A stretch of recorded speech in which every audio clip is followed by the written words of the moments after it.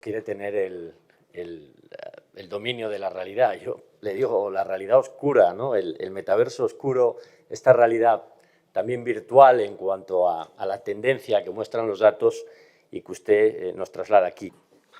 Señor consejero, no sé por dónde voy a empezar. Mire, realidad virtual, dice, metaverso oscuro, ¿qué es eso? Vamos a ver, ¿hay paro? ¿Qué es eso? Yo no entiendo eso. ¿Hay paro? ¿Hay paro aquí? ¿Sí? ¿No? No lo sé. ¿Las familias lo están pasando mal? ¿Lo están pasando bien?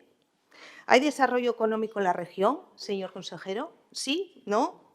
¿Hay pobreza en Asturias? 262.000 personas en riesgo de pobreza y exclusión social.